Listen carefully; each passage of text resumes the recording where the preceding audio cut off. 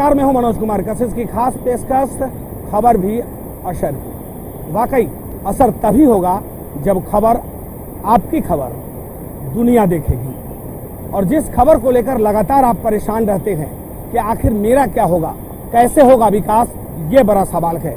और इसी मुद्दे को लेकर कशिश की एक खास पेशकश आज आपके सामने है कि वाकई जो विकास की नींव जहां रखा जाता है वहां से विकास क्यों नहीं होता है, कौन है जिम्मेवार, ये बड़ा मुद्दा।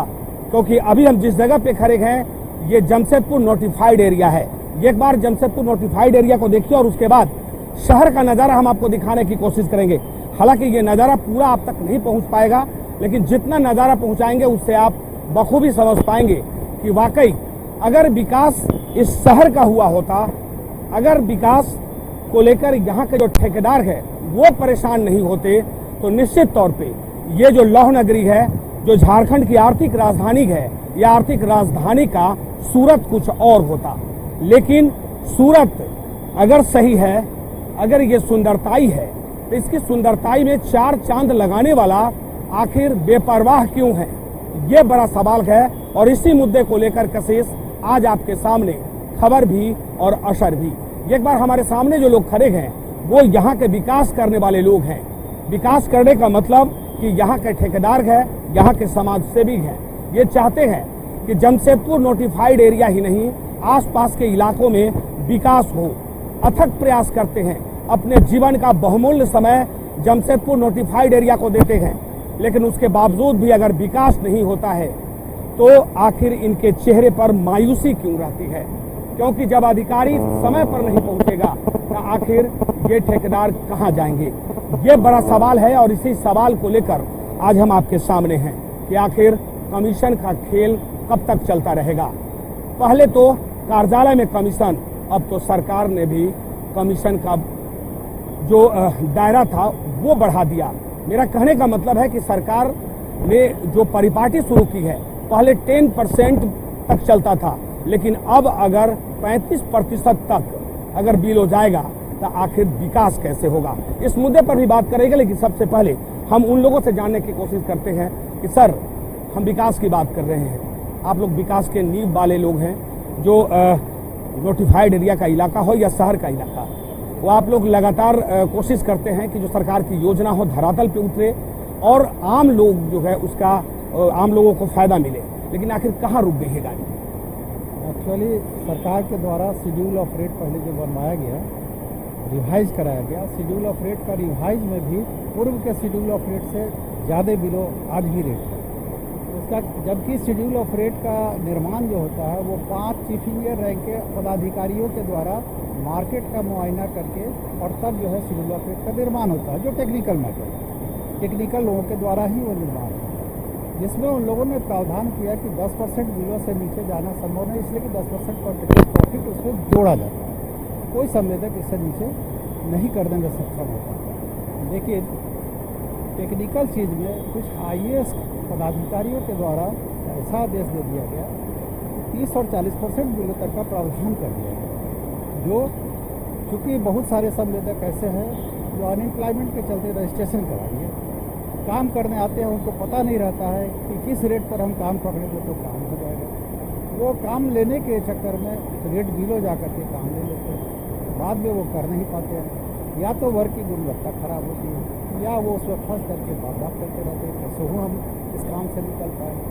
विकास कार्य ठप होने में ये मुद्दा बहुत बड़ा मैटर है, क्योंकि शेड्यूल ऑफ रेट का मैटर चीफ इंजीनियर रैंक के पदाधिकारियों के द्वारा मार्केटिंग से रिपोर्ट ले करके और तब तैयार कराया जाता है। लेकिन कुछ IAS अफसर ने ऐसा आदेश दे दिया कि आप 30-40% बिलो भी जा सकते हैं, जिसमें संभव नहीं है। टेक्निकल चीज़ न्यायालय के द्वारा भी टेक्निकल लोगों के को ही मान्यता दी जाती है, लेकिन यहाँ टेक्निकल का रिपोर्ट को दरकिनार करके और IAS के मान्यता को वैलिड कर दिया जाता। इसके अगेंस्ट में हम लोगों ने लिख करके मुख्यमंत्री महोदय को भी दिया। मुख्यमंत्री महोदय, ऐसी परिस्थिति है, इसमें रेट जो है बाजार का जो है उसे 10% बिलो अगर आप करिएगा तो आप ही का 5 चीफ इंजीनियर का रैंक का पदाधिकारी का लिखा हुआ रिपोर्ट है, जिसमें आपने मान्यता दिया कि 10% बिलो तक कॉन्ट्रैक्टर जा सकता है।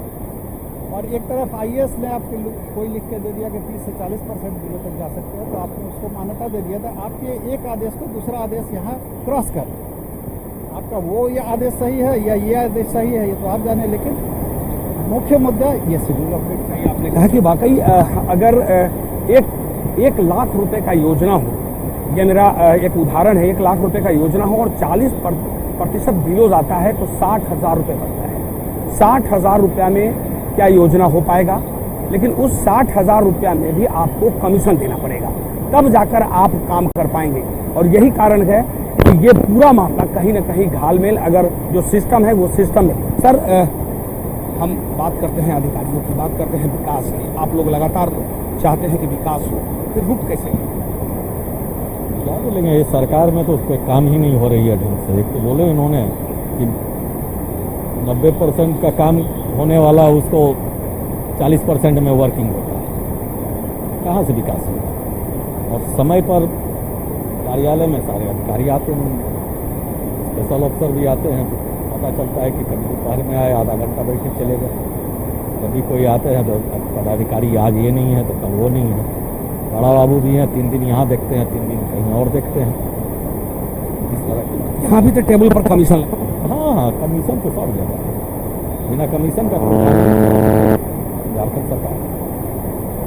निश्चित रूप से आप समझिए कि वाकई आप अगर ठेकेदार हैं और आप ये कहते हैं कि हमें इस इलाके में विकास करना है, सरकार की योजना धरातल पे लाना है, तो कमीशन आपको देना पड़ेगा। कमीशन नहीं देंगे तो आप लटके रहेंगे और आप कार्यालय का चक्कर लगाते रहेंगे। और यही कारण है कि विकास, अगर जमशेदपुर में विकास की गाड़ी अगर धीमी हुई तो इसका मुख्य कारण 2 माना जा रहा है।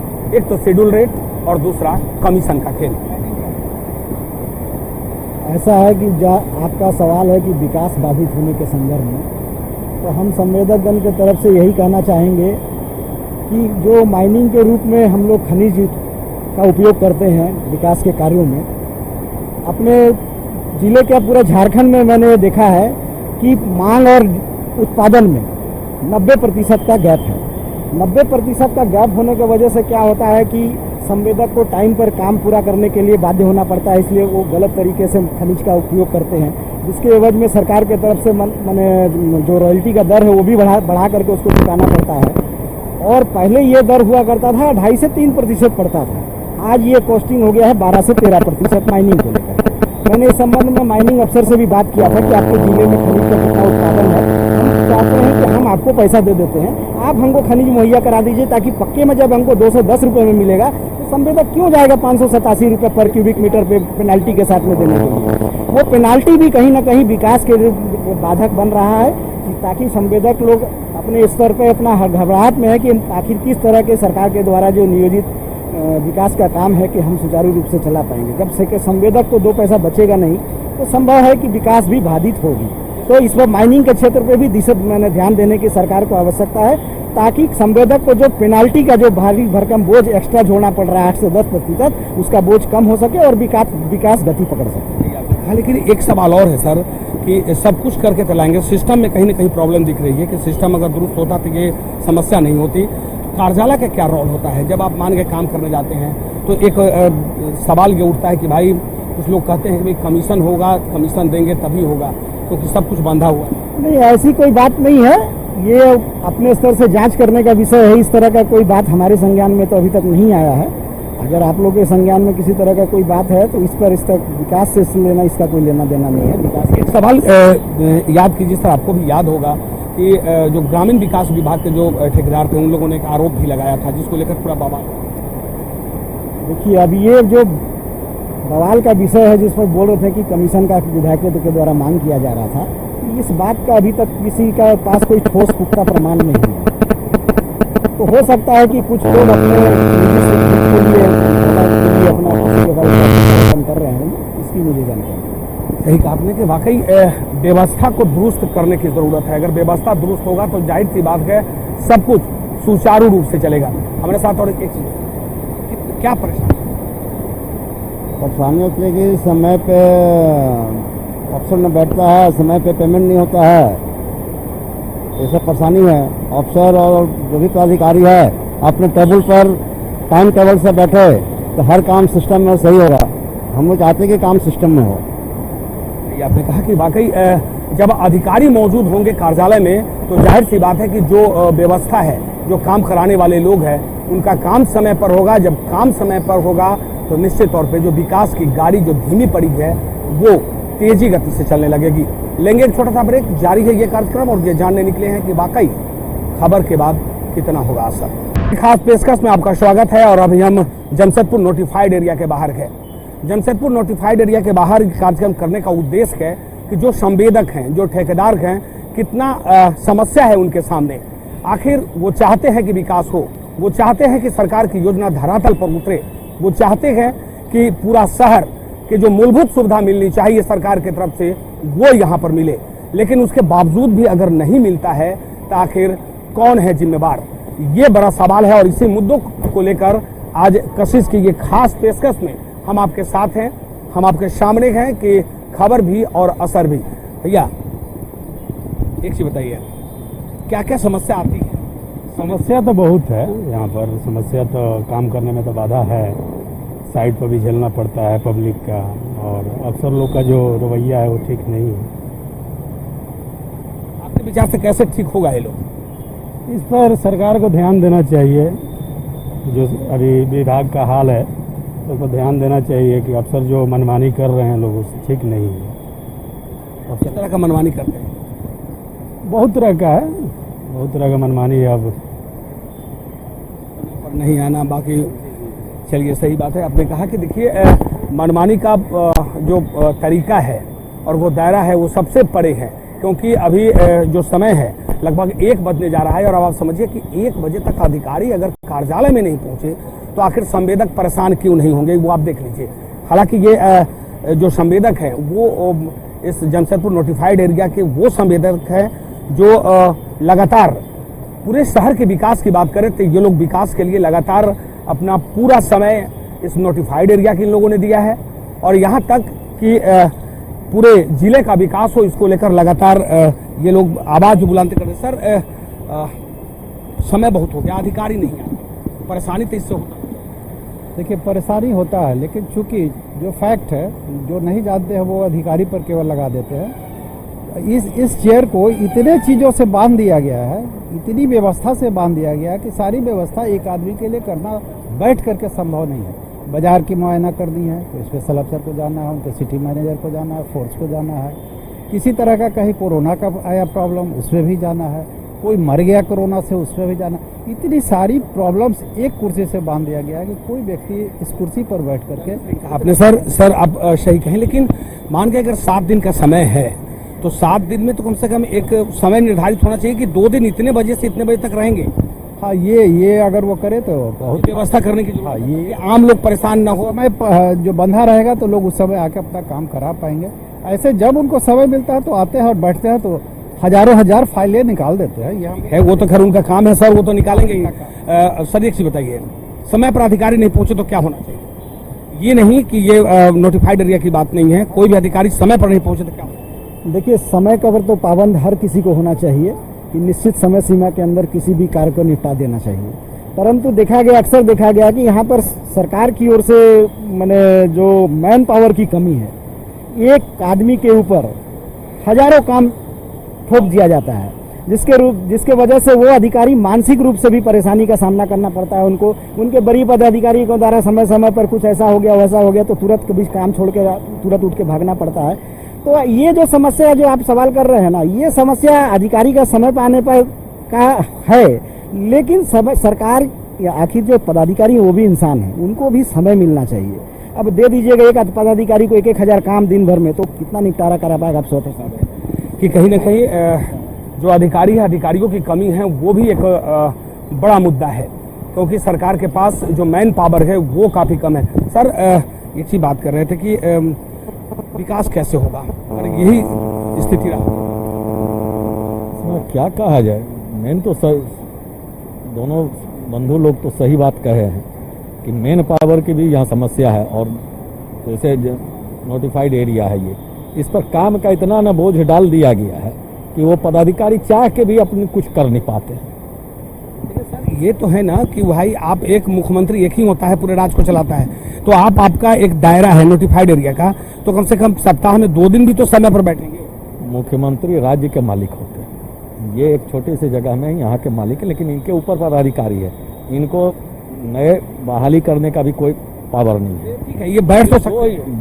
बैठते हैं, बैठने का नहीं है कि नहीं बैठते, जब इनको समय मिलता है, जिस समय रात को 11 बजे तक बैठ के एक काम करते हैं, इसमें कहीं ये दो मत नहीं है। इनको जब मौका मिलता तब ये बैठते हैं और सैकड़ों फाइलों को निपटारा ये करते हैं। सवाल बहुत बड़ा है सर कि मौका मिलेगा बैठेंगे तो जनता को जो जरूरत होगा, चलिए आप संवेदक हैं, आपके पास नेटवर्किंग है, आप पहुंच जाएंगे, लेकिन जनता कहाँ जाएगी? तो अब जनता ये थोड़ी बोलेगा कि भाई कै बजे पहुंचेंगे। नहीं, जनता के लिए उन्होंने विभिन्न काउंटर को खोल रखा है, उसके लिए सब डिप्यूट किया है, लेकिन क्या होगा, वही समस्या आ जाती है कि उनको भी कहीं ना कहीं बुला लिया जाता है, 5 मिनट के अंदर आइए, ऊपर के पास बढ़िए। चलिए, अधिकारी का जो अपना रोना है वो जाहिर सी बात है कि एक अधिकारी और काम ढेर सारा है, लेकिन सवाल जस का तस है कि अगर आपको आपकी जिम्मेवारी है, ये जिम्मेवारी बनती है कि आम जनता से सीधे रूबरू हों, अगर 7 दिन का समय है तो 1 दिन तो वक्त जरूर देंगे। पूरा खेल जो है कमीशन पे, पूरा खेल कमीशन चलता है, बिना कमीशन का फाइल एक टेबल दूसरा टेबल नहीं जाता है। कैसे रुके? रुकने के लिए इसमें सरकार को और ऑफिसर को टाइट होना पड़ेगा, तब जाकर के कमीशन के काम का गुणवत्ता भी बढ़ेगी। इसमें जब तक बंद नहीं होगा तब तक काम की गुणवत्ता भी नहीं बढ़ेगी, और फाइलें इसी तरह एक दूसरे से टेबल पे जाएगा नहीं, रुका रहेगा, और काम इसी तरह काम में बाधा आएगी। कहा कि वाकई अब जागरूक होने की जरूरत है, और संवेदक के साथ साथ आम लोग अगर जागरूक होंगे तो जाहिर सी बात है कि जो समस्याएं हैं, यानी कमीशन खोरी जो है, वो कमीशन खोरी पर हद तक कम हो सकता है, लेकिन खत्म करने की बात हम नहीं करेंगे कि खत्म हो जाएगा। सर, कमीशन बड़ा समस्या है कहीं भी। अब इस विषय में तो हम लोग नहीं जानते हैं, उन्हें कभी नहीं कि भी कमीशन भी हो लोग। देखिए, भ्रष्टाचार पूरे देश और राज्य में फैला हुआ है।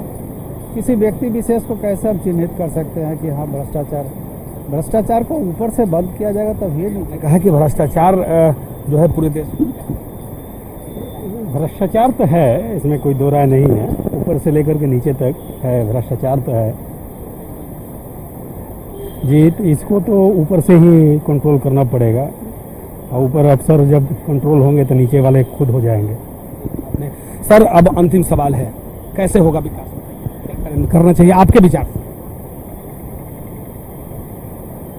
विचार से तो विकास का जो पैटर्न अभी पहले भी जो चल रहा था, एक तो ये 30% 40% बिलों का जो है, इसको एकदम पूर्णतः विराम लगाना चाहिए। मैक्सिमम आप बिलो नहीं जा सकते, तो ऑटोमेटिक है, इसको करने से गुणवत्ता आएगी। और उसके बाद टेक्निकल बीट का भी जितना, जहाँ तक सवाल है माइनिंग हुआ, इनके साथ साथ जितने भी विभाग हैं, उन विभाग को भी इसमें एक्टिव होना होगा पहले की अपेक्षा, सारी तरह से। जैसे बालू है, गिट्टी है, सारे ईटा का है, सब चीज़ का आप माइनिंग का कर रहे हैं, तो माइनिंग का एक रेट आपको बना के पूरा ये करना चाहिए, और उस रेट पर उसको अवेलेबल समय पर होना चाहिए। आपने कहा कि वाकई जो रेट का मामला है, सर आपके विचार से? देखिए, सबसे पहले तो जब विकास तभी संभव हो पाएगा जब हर कोई अपने स्तर से सकारात्मक सोच लेकर के आगे बढ़ेगा, तभी विकास संभव हो पाएगा। विकास के लिए सिर्फ किसी एक आदमी को दोषारोपण दे देना ये कहीं से भी उचित नहीं है।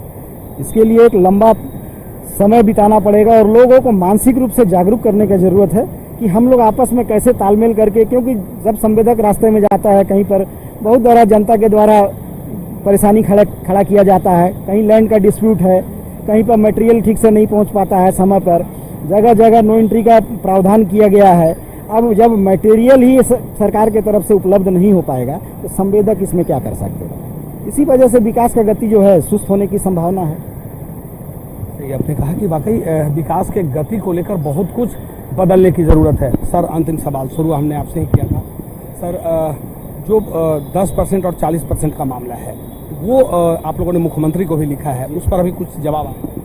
नहीं, हम लोगों को जवाब तो नहीं आया, लेकिन टीवी में ही एक दिन देखे थे, दिया गया था कि अगले कैबिनेट में 10% वाला नियम को लागू कर देंगे, लेकिन उसके बाद 4-5 कैबिनेट हो चुका, हम लोग आसान्वित रहे, लेकिन आज तक वो हम लोगों को देखने को नहीं मिला।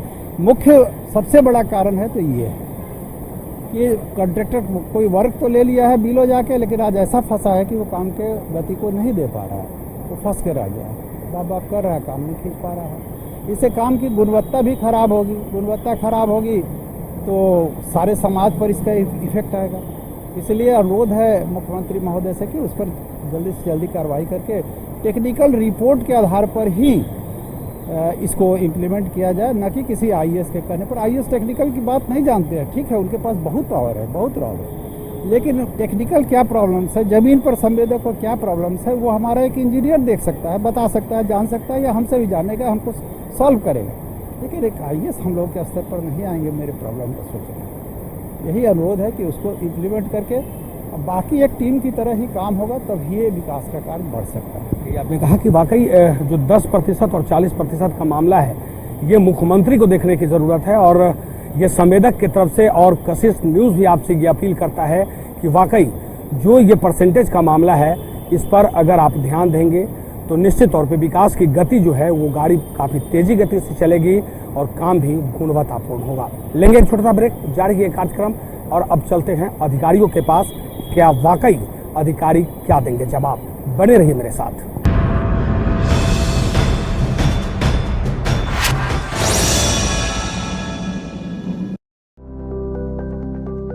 Madhustali Vidyapeeth, Madhupur. Admission going on in class 11. Limited seats available in class 11th in 3 streams: Commerce, Arts and Science. Contact 8084272772 9931565416.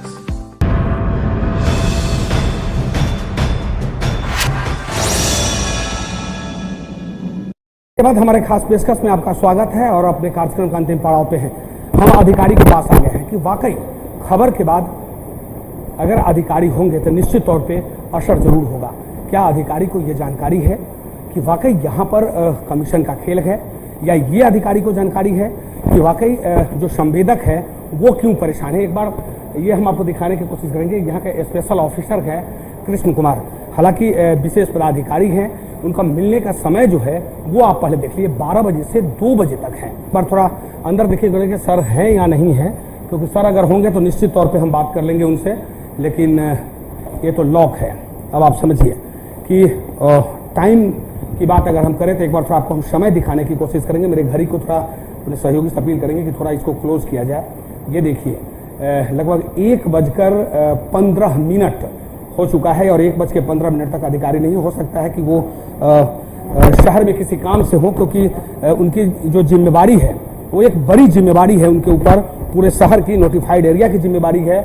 और ऐसे में कि वाकई अब दूसरे अधिकारी क्या कहते हैं, क्या उनको पता है कि कमीशन के खेल के कारण विकास की जो गाड़ी है वो थम गई है, या उनको ये पता है कि वाकई जो संवेदक है वो 10% और 40% के कारण संवेदक ने काम लिया और उसके बाद वो काम नहीं कर रहे हैं, गुणवत्तापूर्ण काम नहीं हो रहा है। संदीप, ये नगर प्रबंधक है संदीप जी, एक बार ये हम दिखाने के बोर्ड कोशिश करेंगे, और उसके बाद संदीप जी से भी हम बात करने की कोशिश। संदीप जी कौन है? संदीप जी से बात करने की कोशिश करेंगे कि नहीं है, संदीप जी नहीं है। आप कौन है? ऑपरेटर।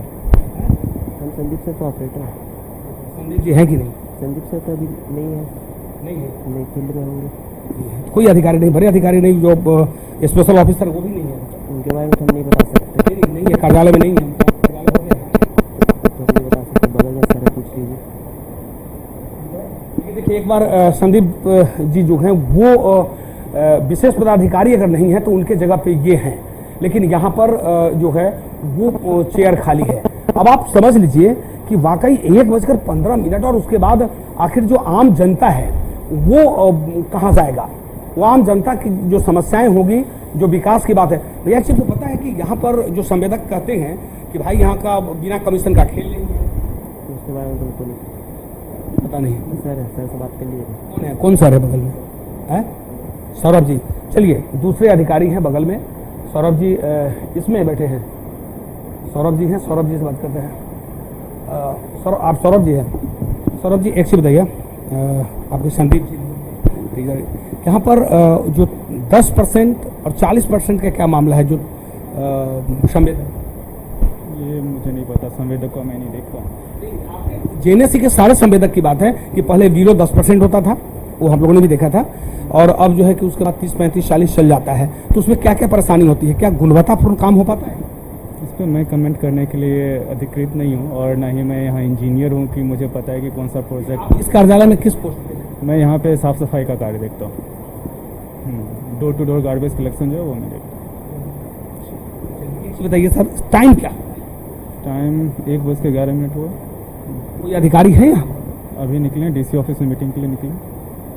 तो लगभग 11 बजे से 15th फाइनेंस की वीसी चल रही है आज। वो पता है साफ सफाई वाले आदमी हैं, लेकिन ये पता नहीं कि कमीशन का खेल चलता है यहाँ पे। बिना लोगों को, संवेदक का कहना है कि बिना कमीशन का एक पेपर आगे नहीं बढ़ता है, ये आरोप है। आपको जानकारी है? आप लोग मेरे ऊपर आरोप है नहीं, तो मैं उस पर कमेंट भी नहीं कर सकता हूँ, और ना मैं इसमें कहीं हूँ, तो इस पर मेरे से बेहतर होगा कि आप सवाल ना करें। तो देखिए, जाहिर सी बात है कि जब बड़े अधिकारी जब नहीं होंगे तो छोटे अधिकारी नहीं बोल पाएंगे। लेकिन कशिश का ये उद्देश्य नहीं है कि किसी को नीचे दिखाना, किसी को ऊपर दिखाना, लेकिन ये कशिश का उद्देश्य है कि वाकई कि जो विकास की गति है, जो विकास की गाड़ी है, वो तेजी गति से बढ़े। क्योंकि सरकार की जो योजना है वो धरातल पर उतरे। जब सरकार की योजना धरातल पर तभी ऊपर यहाँ पर धरातल पर तभी आ पाएगा जब यहाँ के संवेदक जो है वो सही से काम करेंगे। यहाँ दो मामला सामने हैं, एक तो अधिकारी कार्यालय में नहीं आते, और दूसरा बड़ी बात क्योंकि कमीशन का खेल चलता है, और तीसरी बात कि जो पहले 10% बिलों पे चलता था वो अब 35 से 40% बिलों चला गया है। ऐसे में गुणवत्तापूर्ण काम कैसे हो, ये बड़ा सवाल है। यहीं पे संपन्न होता है मेरा ये कार्यक्रम। अगले कार्यक्रम में पुनः होगी आपसे मुलाकात। हमें दीजिए इजाजत। अपने सहयोगी ऋषभ के साथ में मनोज कुमार कशिश, जमशेदपुर।